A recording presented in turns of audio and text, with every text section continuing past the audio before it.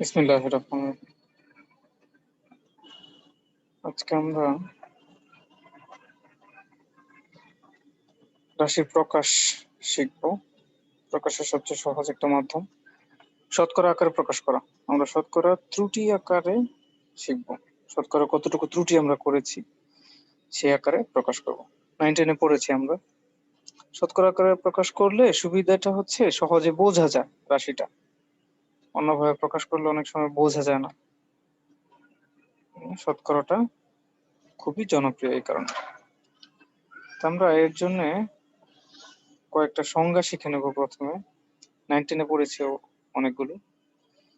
1 নম্বর হচ্ছে পরম ত্রুটি, 2 নাম্বার হচ্ছে গড় ত্রুটি, 3 নাম্বার হচ্ছে আপেক্ষিক ত্রুটি, 4 নাম্বার শতকরা ত্রুটি। শতকরা ত্রুটি পড়ার জন্য আমাদের প্রথম 3টা লাগবে। 5 নাম্বার, এটা এবার নতুন, 9-10 তোমরা পড়োনি, সেটা হচ্ছে আনুপাতিক ত্রুটি। আনুপাতিক ত্রুটি এটা নতুন। বাকি 4টা পরম ত্রুটি, গড় ত্রুটি, আপেক্ষিক ত্রুটি, শতকরা ত্রুটি পড়ছো। ওকে, আমরা এখন সবগুলো সংজ্ঞা দেখি, একটু করে আবার মনে করার চেষ্টা করি। পরম ত্রুটি। পরম ত্রুটি হচ্ছে আমরা যে রাশিটা পরিমাপ করেছি, একটা মান পেয়েছি, সেই পরিমাপকৃত মান থেকে প্রকৃত মান বিয়োগ করব। পরিমাপকৃত মান থেকে প্রকৃত মান বিয়োগ করব। প্রকৃত মানে যে বাসায় যে কাপড় আনা হয়েছিল 1 গজ, সেটা হলো প্রকৃত মাপ। আর আমরা মেপে দেখলাম যেটা, সেটা হচ্ছে পরিমাপকৃত মান। তো সেটাকে আমরা এইভাবে প্রকাশ করি, del X equal X I minus X. Del X হচ্ছে পরম ত্রুটি, এক্স আই হচ্ছে পরিমাপকৃত মান, আর এক্স হচ্ছে প্রকৃত মান 1 গজ। আই এই কারণে দেওয়া হয়েছে, এটা ইন্ডিপেন্ডেন্ট রাখা হয়েছে, একটা চেঞ্জের একটা অপশন আর কি। আই কে প্রথমে 1 দিয়ে লিখলে প্রথম যে পরিমাপটা করা হয়েছে, 2 লিখলে দ্বিতীয়, 3 লিখলে তৃতীয়, n লিখলে n তম পরিমাণ, n তম পরিমাপকৃত মান। ওকে, এবার আমরা গড় ত্রুটি দেখি। গড় ত্রুটি থেকে তো বোঝা যাচ্ছে যে আমরা যতগুলো পরিমাপ করেছি সবগুলো প্রথমে যোগ করতে হবে। তাহলে গড় ত্রুটিকে আমরা ডেল এক্স বার দিয়ে প্রকাশ করি, যে উপরে তো একটা bar, del X 1 plus del X 2, এইভাবে ডেল এক্স n পর্যন্ত, ডিভাইডেড বাই n সংখ্যক ভাগ করে দেব। তো গড় হয়ে গেল। কত সংখ্যক এটাতে ভাগ করে দিলে গড় ত্রুটি পাওয়া যায়। ওকে, নেক্সট আমরা আমাদের আরেকটা সংজ্ঞা শিখব, সেটা হচ্ছে আনুপাতিক ত্রুটি। আচ্ছা, আপেক্ষিক ত্রুটি আগে শিখি। আপেক্ষিক ত্রুটি, আপেক্ষিক ত্রুটিটা গড় ত্রুটির সাথে সম্পর্কিত। আপেক্ষিক ত্রুটি বের করতে হলে তোমাকে যেটা করতে হবে সেটা হচ্ছে গড় ত্রুটির পরম মান নিতে হবে। তাহলে কি লিখবো? গড় পরম ত্রুটি। এটা খুব সহজে পাওয়া যাবে। গড় যে মানটা পেয়েছিলাম গড় ত্রুটি, এটা পরম মান নিলে হবে। আর একে ভাগ করতে হবে গড় মান দিয়ে। গড় একটা মান যে আমাদের জানা আছে, সেটাতে ভাগ করতে হবে, তাহলে আপেক্ষিক ত্রুটি পাওয়া যাবে। আমরা গড় মানকে, এটাকে অনেক সময় প্রকৃত মান বলি, যে এটাই প্রকৃত মান। ওকে, তো এটাকে সমীকরণ দিয়ে যদি প্রকাশ করি, তাহলে আপেক্ষিক ত্রুটিকে আমরা ডেল দিয়ে প্রকাশ করি। ডেল এক্স, এক্স যে কোনো রাশি হতে পারে। গড় ত্রুটিকে আমরা ডেল এক্স দিয়ে, ডেল এক্স বার দিয়ে প্রকাশ করেছিলাম। প্লাস হতে পারে, মাইনাস হতে পারে। তো এটাকে যদি আমরা পরম করে দিই, শুধু প্লাসটা থেকে যাবে। তাহলে ডেল এক্স ইকুয়াল, আচ্ছা, গড় মানকে আমরা এক্স বার দিয়ে প্রকাশ করতে পারি যদি গড় ব্যবহার করি, আর যদি প্রকৃত ব্যবহার করি এক্স লিখতে পারি। এই ত্রিভুজের মতো যে চিহ্নটা সেটা হচ্ছে ডেল্টা, আর একটু বাঁকা যে দেখলাম সেটা হচ্ছে ডেল, হচ্ছে শতকরা ত্রুটি।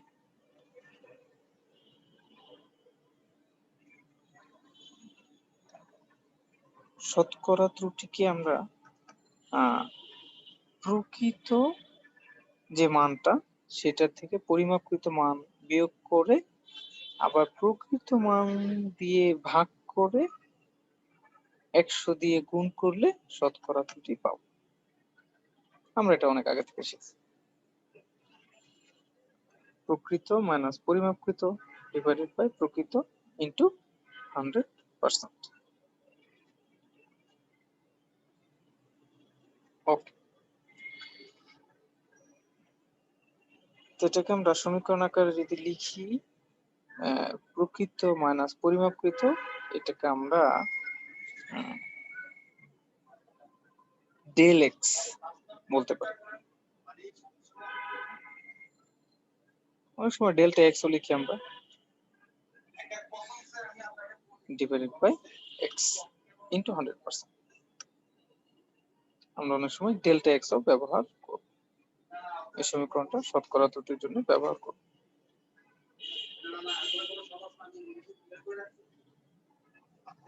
ডেল এক্সটা মনে আছে নিশ্চয়ই, del X equal delta X bar পরম মান ডিভাইডেড বাই এক্স বা এক্স বার। ওকে,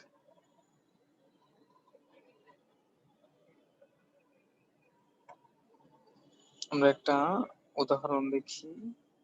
আমরা 19 এ পড়েছিলাম, এভাবে কোনো দৈর্ঘ্যকে যদি প্রকাশ করা হয় 4 প্লাস মাইনাস 0.5 সেন্টিমিটার, এর মানে কি আমাদের মনে আছে নিশ্চয়। তাহলে এখন আমাদের নির্ণয় করতে বলছে পার্সেন্টেজ অফ এরর, শতকরা ত্রুটি এখানে কত। এই যে পরিমাপটা করা হইলো, এখানে শতকরা ত্রুটি কত। ভিডিওটা পজ করে তোমরা করে ফেলো, তারপর উত্তর মিলিয়ে নাও।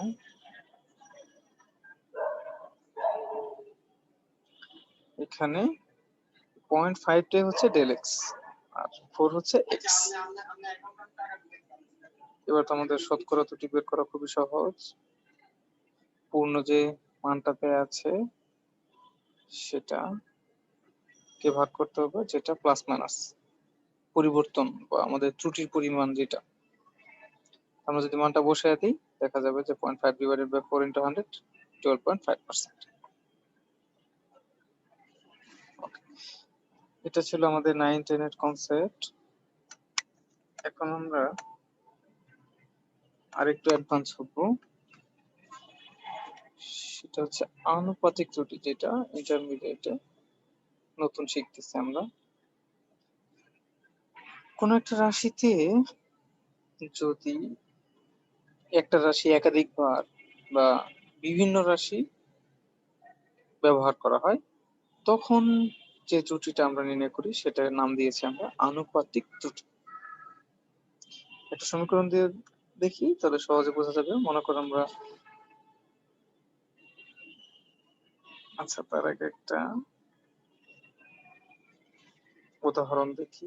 মনে করো আমাদের এল দৈর্ঘ্য আর এল প্রস্থের একটা ক্ষেত্র আছে, তাহলে এটার ক্ষেত্রফল যদি নির্ণয় করতে চাই এল স্কয়ার, আর যদি একইভাবে এল দৈর্ঘ্য এল প্রস্থ এল উচ্চতার একটা কিউব থাকে তাহলে আয়তন হবে এল কিউব।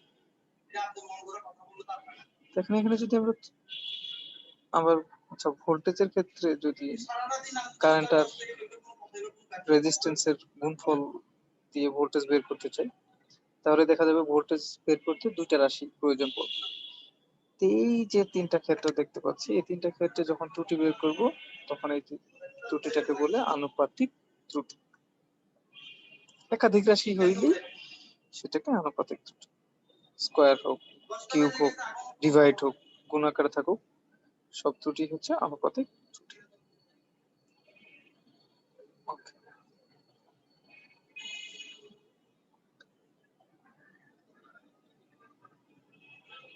এখন আমরা একটা উদাহরণ দেখি।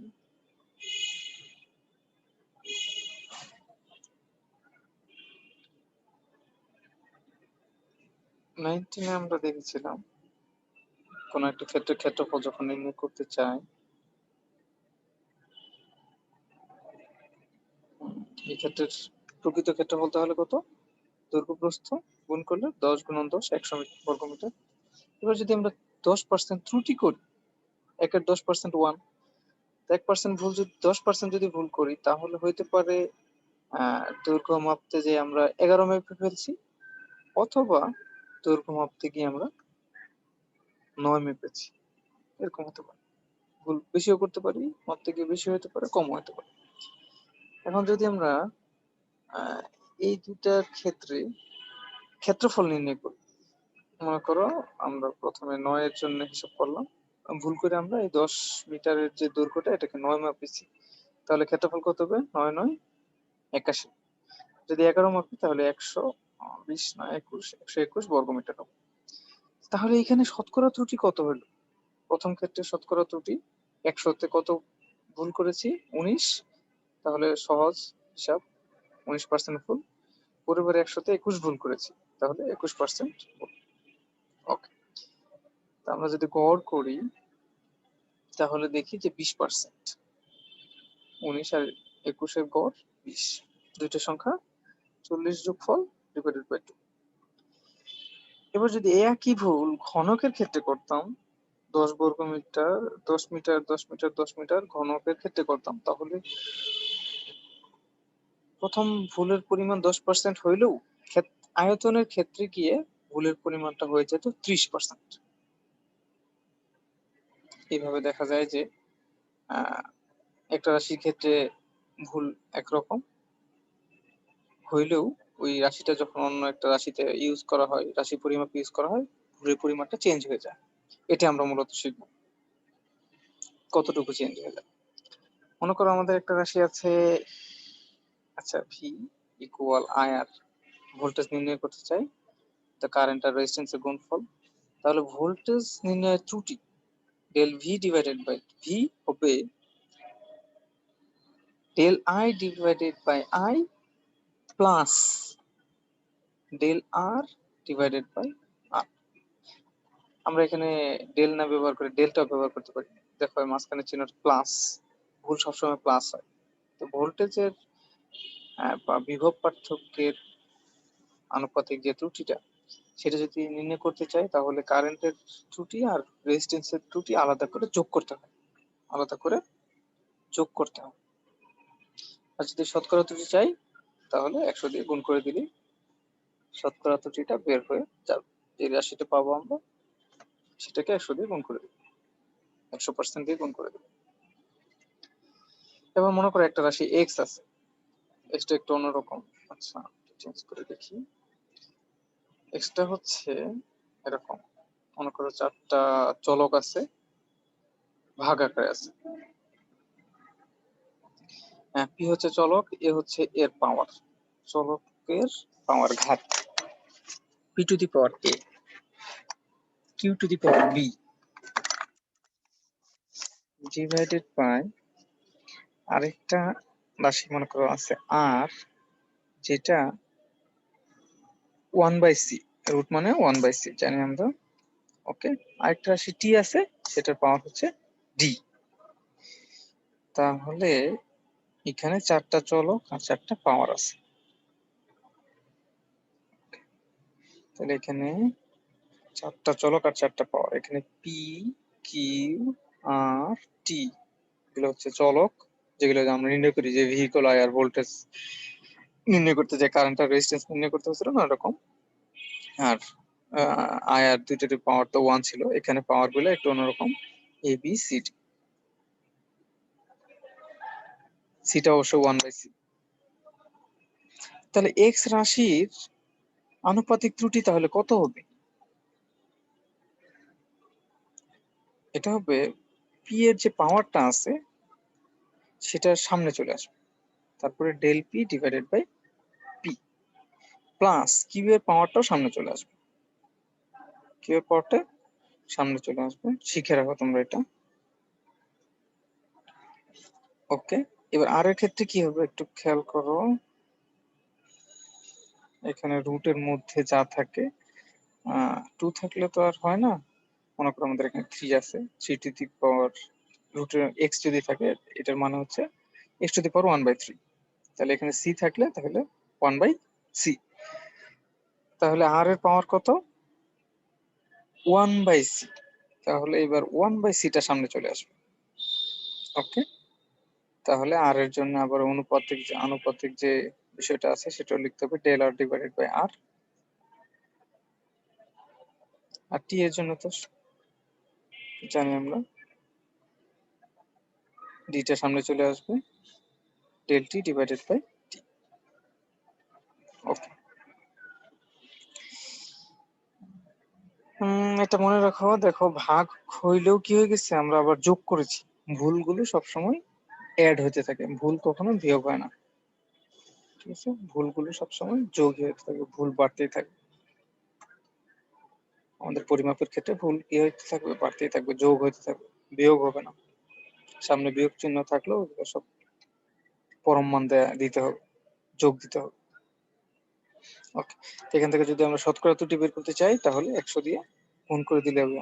ডান পাশের ফলাফলকে 100 দিয়ে গুণ করে দিলেই হবে, শতকরা ত্রুটি পাওয়া যাবে। আমরা একটা উদাহরণ দেখতে চাই। তোমাদের বই শাহজাহান তপন স্যারের বই থেকে উদাহরণ দেখতে চাই।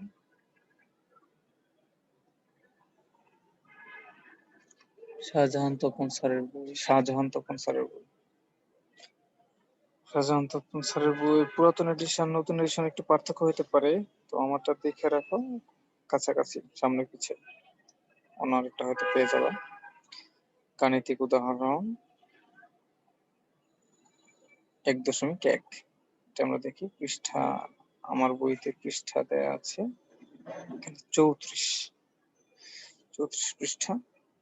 এখানে দেয়া আছে একটা গোলকের আয়তন নির্ণয় করতে গিয়ে দেখা গেল যে তার ব্যাসার্ধ নির্ণয় করা হয়েছে। আমরা তো আয়তন সরাসরি নির্ণয় করতে পারি না, ব্যাসার্ধ নির্ণয় করে সেটাকে সূত্রে ব্যবহার করি, তাই না? ব্যাসার্ধ নির্ণয় করা হয়েছে 2.5 প্লাস মাইনাস 0.2 সেন্টিমিটার, খুবই পরিচিত একটা ফরম্যাট। এখন আমরা আয়তনের যে পরিমাপ করতেছি, আয়তন পরিমাপে শতকরা ত্রুটি কত হবে সেটা নির্ণয় করব।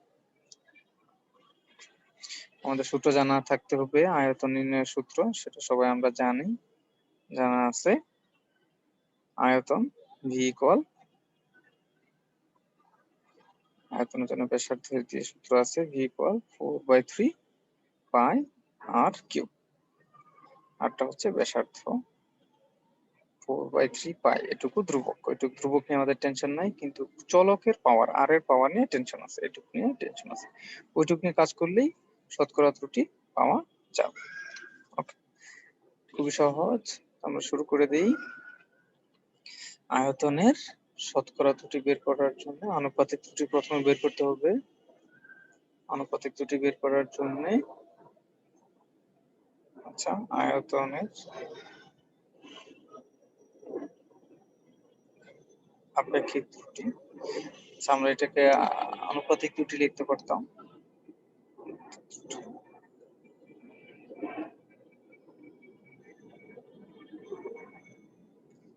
Del V divided by V, আয়তনের ত্রুটিটা ডেল বা ডেল্টা লিখতে পারি।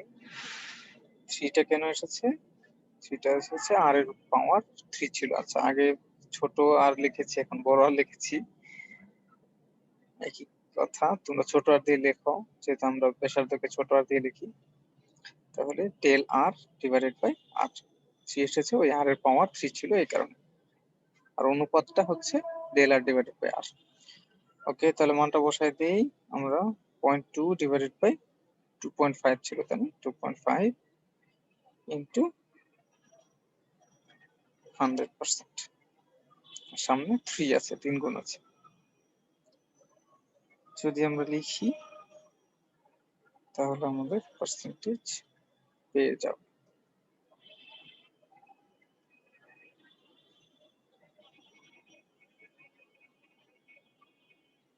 আয়তন পরিমাপের শতকরা ত্রুটি বের করতে চাই। স্কয়ার থিটা বের করতে চাইলে কি করতে হবে? আনুপাতিক যেহেতু theta by del V divided by V পেয়েছিলাম, সেটাকে 100 দিয়ে গুণ করে দিতে হবে। 0.2 ডিভাইডেড বাই 2.5 ইন্টু 100%। এটা করলে দেখা যাবে মানটা পেয়েছি আমরা 24%। তোমরা একটু চেক করে দেখবে, আমি বইটা বলে দিলাম। Okay, তোমাদের জন্য গাণিতিক উদাহরণ 1.2 বাড়ির কাজ। আচ্ছা 1.3ও পারবা, 1.3টাও তোমাদের বাড়ির কাজ। বাড়ির কাজ করে দেখবো, আমি জিজ্ঞাসা করব আগামী ক্লাসে কে কে বাড়ির কাজ করেছে কিনা। প্রশ্নটা বলে দিতে পারলে ভালো হতো। আচ্ছা, ধন্যবাদ সবাইকে।